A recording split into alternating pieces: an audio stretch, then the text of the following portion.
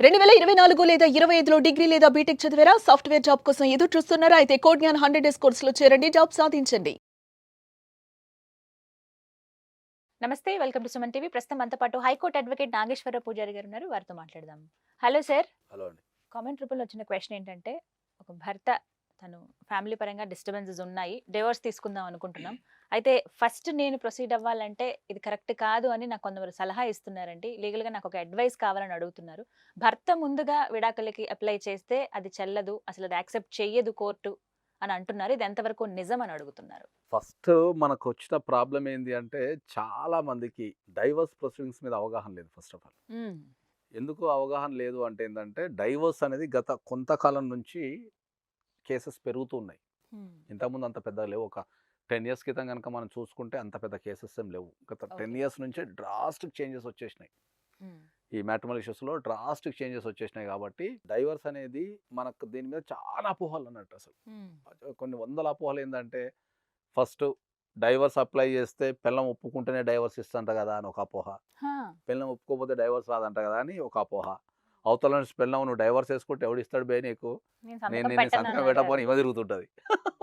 కరెక్టే సార్. ఇలాంటి లేకపోతే ఇష్యూస్ డైవర్స్ ఉన్నాయి. అప్లై చేసుకుంటే నాకు అలిమనీ ఇస్తారంట కదా సార్ అని ఒకళ్ళు. ఇదొకటి. డైవర్స్ అప్లై చేసుకుంటే నా మీద 5, 6 కేసులు ఇస్తారంట కదా సార్. ఇట్లా రకరకాల రూమర్స్. హ్మ్. డైవర్స్ అప్లై చేసుకుంటే 5 సంవత్సరాలు పడుతుందంట కదా సార్ అని ఒకళ్ళు. ఇట్లా కొన్ని వందల రూమర్స్.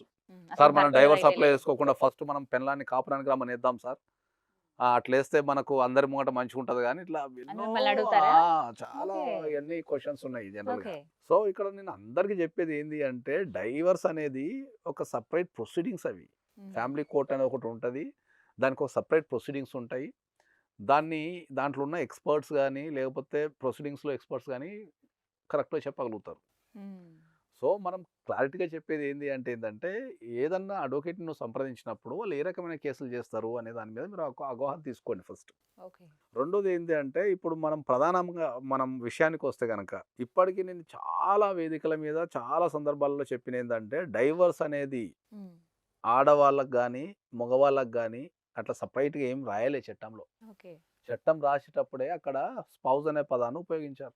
హ్మ్. అంతే తప్ప ఆడవాళ్ళు అప్లై చేసుకుంటే వస్తదంట గదా! మగవాళ్ళు అప్లై చేసుకుంటే రాదంట గదా! అట్లేం లేదు దాంట్లో. ఓకే. డైవర్స్ అనే పదం మనకందరికీ కామన్ భాషలో అర్థమయ్యే పదం ఏంది డైవర్స్ అంటే? హ్మ్.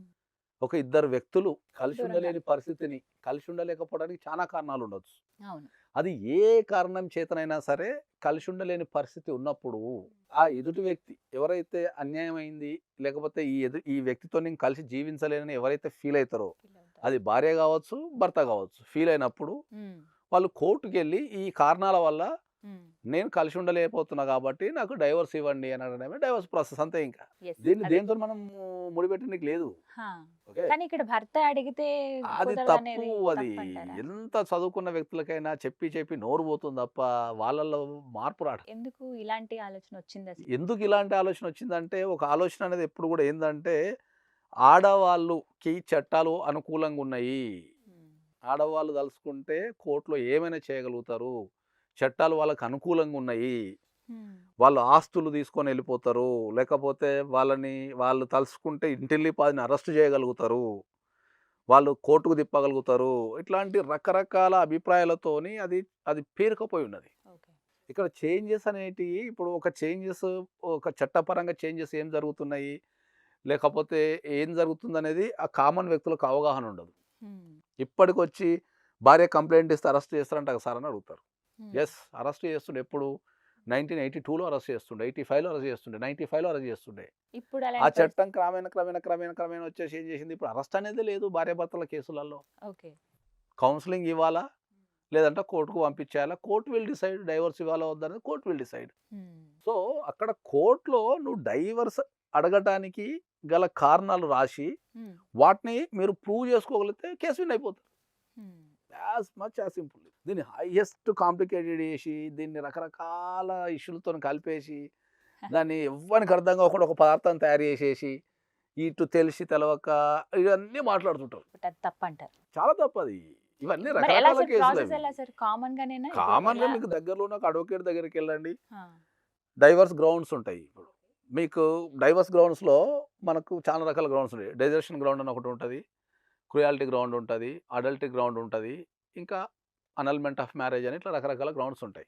ఓకే. అన్నిటికి ఇప్పుడు డెజర్షన్ గ్రౌండ్‌కి ఒక విషయాన్ని సాటిస్ఫై చేస్తే సరిపోతుంది. ఏంది 2 సంవత్సరాలు విడిగా ఉంటే డైవర్స్ అప్లై చేసుకోవచ్చు. అంతే ఇక. 2 ఇయర్స్. ఓకే. కోర్ట్‌కెళ్ళి మేము 2 సంవత్సరాలు సెపరేట్‌గా ఉన్నాము. హ్మ్. ఈ 2 సంవత్సరాలు మనం కలిసి లేము. ఈ 2 సంవత్సరాలు మేము విడిగా ఉండడం ద్వారా ఫ్యూచర్‌లో కలిసే ఛాన్స్ కూడా లేదు ఇంకా మాకు అని నిరూపించేసుకుంటే డైవర్స్ వచ్చేస్తది. ఇందాక మాటల్లో చెప్పినట్టు ఒకవేళ భార్య సంతకం పెట్టడానికి ఇష్టపడకపోతే అప్పుడు సార్ అలాంటి భార్య divorce okay. సంతకాన్ని ఎవడు అడుగుతున్నారు మేడం? ఇప్పుడు అదే కదా నేను మొత్తుకునేది. అవసరం లేదు. నీకు నువ్వు ఏ గ్రౌండ్ మీద కోర్టుకెళ్తావో దాన్ని మీరు నిరూపించుకుంటే అయిపోతది అంతే. ఓకే. ఇక భార్య తోని పనే ఉంది. ఏ భార్య అయినా ఎవరైనా సరే ఎవరన్నా డైవర్స్ చేసుకున్నప్పుడు ఆపోజిట్ పార్టీ ఎప్పుడైనా కూడా వద్దని అంటారు. ఓకే. వాళ్ళు ఓకే అంటే కోర్టు దాకా ఎందుకు, ఇంకా మ్యూచువల్ డైవర్స్ ఫైల్ చేసుకుంటే మీకు 15 డేస్‌లో వచ్చేస్తాయి. 15 రోజులు. 15 రోజుల్లో వచ్చేస్తాయి. సో మనం ఏం చెప్తున్నాము, డైవర్స్‌కి ఉండాల్సిన గ్రౌండ్స్ ఏమున్నాయో చూసుకోండి. హ్మ్. ఇంతకుముందు చెప్పిన డిజర్షన్ గ్రౌండ్ 2 ఇయర్స్ విడిగుంటే వచ్చేస్తది. అడల్ట్ గ్రౌండ్ అంటే పెళ్లి చేసుకున్న తర్వాత వేరే వ్యక్తితో అక్రమ సంబంధం పెట్టుకుంటే దాని మీద అంటే ఇవన్నీ క్లియర్ గ్రౌండ్స్ ఉంటాయి. ఓకే. అనల్మెంట్ ఆఫ్ మ్యారేజ్ అంటే మీరు మోసం చేయడం ద్వారా గానీ, అబద్ధం ఆడటం ద్వారా గానీ, లేకపోతే కన్సీల్ చేయడం ద్వారా గానీ, కోర్షియను, ఫోర్సు, నువ్వు నన్ను పెళ్లి చేసుకోకపోతే నేను చచ్చిపోతా అని గానీ, లేకపోతే ఓకే. నిన్ను చంపేస్తాను గానీ, లేకపోతే నాకు 100 కోట్లు ఆస్తుందని గానీ, లేకపోతే నేను గవర్నమెంట్ జాబ్ చేస్తున్నాను, ఇట్లా అబద్ధాలు ఆడి, మోసాలు చేసి పెళ్లి చేసుకుంటే ఇవన్నీ చాలా క్లియర్ గ్రౌండ్స్ ఉంటాయి. క్లారిటీ లేని గ్రౌండ్ ఒకటి ఉంటది. క్రుయాలిటీ. ఓకే. ఫైన్. తల్లిదండ్రులతోని విడిగుండు అని భార్య ఫోర్స్ చేస్తే అది క్రుయాలిటీ. సుప్రీంకోర్టు చాలా క్లియర్‌గా చెప్పింది. ఈ మీ భార్య ఎప్పుడన్నా తల్లిదండ్రులతోని విడిగుండాలని ఫోర్స్ చేసి నిన్ను ఇబ్బంది పెడుతుంటే డైవర్స్ ఇచ్చేసేయ్ అని చెప్పేసి. కోర్టు చెప్పిన మాట. నిన్న చెన్నై కోర్టు చెప్పలేము. ఒక జడ్జిమెంట్ ఇచ్చింది. బ్యూటిఫుల్ జడ్జిమెంట్ ఇచ్చింది. భార్య తాళి మట్టలేసుకోకపోతే కూడా డైవర్స్ ఇచ్చని చెప్పేసి. Oh my god. మరి కొన్ని పరిస్థితుల్లో కుదరదు కదా సార్ అందరికి. అంటే కొన్ని పరిస్థితులు వేరు, రెగ్యులర్ వేరు. ఓకే. అంటే అవమానించినట్టు. రెగ్యులర్‌గా నువ్వు తాళి ఏసుకోకుండా ఇప్పుడు ఫ్యాషన్ అయిపోయింది కదా! అవును. డ్యూ టు రకరకాల ఇష్యూస్, అది వాళ్ళ ఇష్టం. అవునవును. వాళ్ళ పర్సనల్ లైఫ్ కాబట్టి. కానీ వాళ్ళు ఏం చేస్తారంటే తాళి కట్టుకోకుండా, తాళి ఏసుకోకుండా, మట్టలు పెట్టుకోకుండా తిరుగుతున్నారు. వాడేమో ట్రెడిషనల్ అబ్బాయి. వాడికి మొత్తం తాళి ఏసుకొని, మట్టలు పెట్టుకొని తిరగాల. అమ్మాయేమో నాకు అవసరం లేదు తిరుగుతున్నది. దాని మీద కూడా హైకోర్టు, మద్రాస్ హైకోర్టు చాలా స్పష్టంగా చెప్పింది. యెస్, అది కూడా క్రుయాలిటీ కిందకే వస్తదని. సో ఇన్ని ఉన్నాయి. క్రుయాలిటీకి అసలు రూపం లేదు. కొన్ని సందర్భాలలో వండి పెట్టడం కూడా వండి పెడతాం లేదని కూడా క్రుయాలిటీ కిందకి వచ్చిన సందర్భాలున్నాయి. ఓకే. భర్తకు వండి పెట్టడం లేదనే సందర్భాలు కూడా క్రుయాలిటీ కిందకి వచ్చినాయి. సెక్స్‌కు సహకరించకపోవడం కూడా క్రుయాలిటీ కిందకే వస్తది. అట్లా క్రుయాలిటీకి ఇది గ్రౌండ్ అనేది ఏం లేదు దానికి. అక్కడున్న పర్సన్ బట్టి అడ్వకేట్ క్రియేట్ చేస్తాడు. సో నేను అందరికీ మళ్ళొకసారి గట్టిగా చెప్పేది ఏంటంటే, ఈ వీడియో సముఖంగా మీరు అందరూ అర్థం చేసుకోవాల్సింది ఏంటంటే, మగవాళ్ళు డైవర్స్ అప్లై చేసుకోవాలి, ఒక అమ్మాయితో మేము కలిసి ఉండలేము అనుకుంటే మీరు ధైర్యంగా కోర్టుకెళ్ళి ఒక మంచి అడ్వకేట్ని, ఒక ఎక్స్పర్ట్ని పెట్టుకొని మీరు ధైర్యంగా కోర్టుకెళ్ళి మీరు డైవర్స్ వేసుకోండి. మీకు డెఫినెట్లీ వస్తాయి. మీ ఆవిడ ఒప్పుకున్నా ఒప్పుకోకపోయినా. ఇది ఫైనల్. ఫైనల్ అది. Right sir. థ్యాంక్ యూ అండి.